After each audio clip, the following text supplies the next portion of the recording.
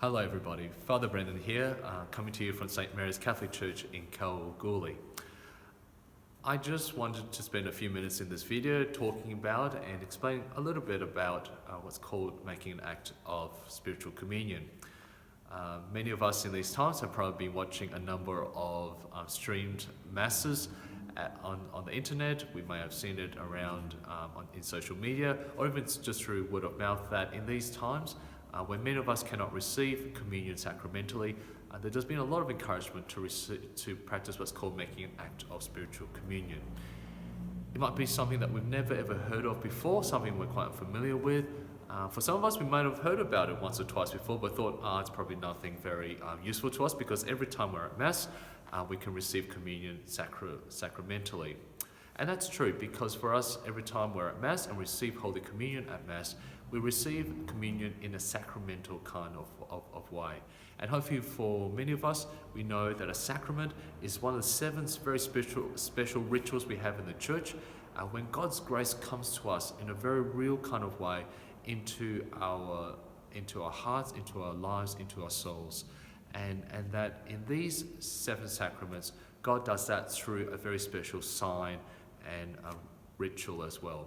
So we believe that every sacrament is not just a symbolic ritual that we do because it looks nice and it has some kind of sentimental value, but really each time we receive the sacrament, God's grace comes to us in a very real and a very powerful kind of way as well.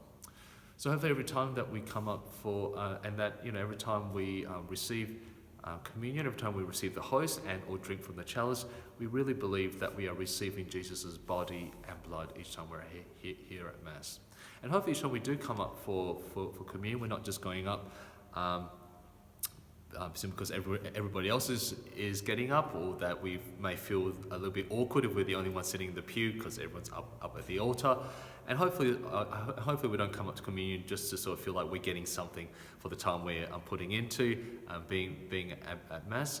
But hopefully every time we receive Holy Communion in a sacramental way, we also have a very strong desire to become closer to Jesus, to be more united with him, to be in communion with him even more in a spiritual way as well. Otherwise, it's just kind of like just an external thing that we're doing, and we're not really meaning it in our hearts as well. It's not to say that Jesus can't do anything even in those cases, but we should not only outwardly receive communion, but also inwardly want to be receiving communion with Jesus too at the same time. And so that's what the act of spiritual communion does for us.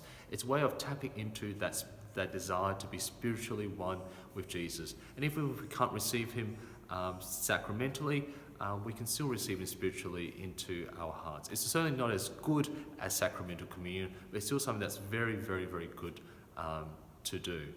It's something that goes back for hundreds of years. The saints up and down the centuries have all spoken about, many of them have spoken about spiritual communion. One of them I might point out is St. John Vianney. He's the saint after whom our church in Kambalda is named after. He was a very holy and loving parish priest. He's actually the first parish priest ever to be canonized a saint.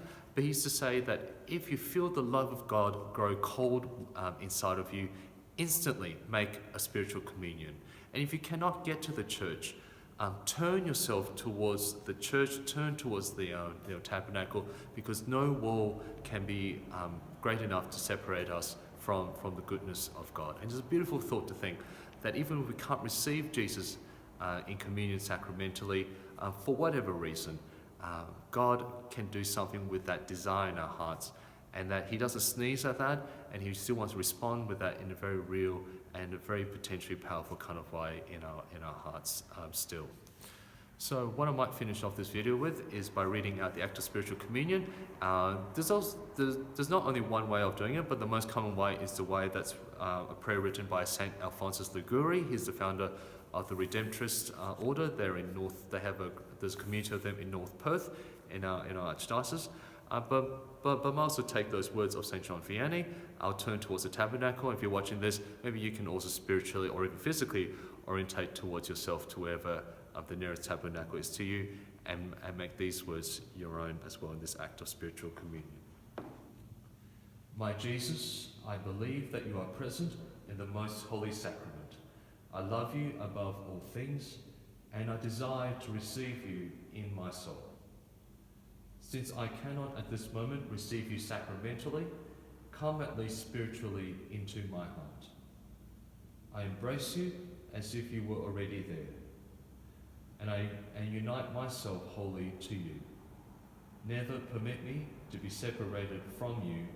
Amen.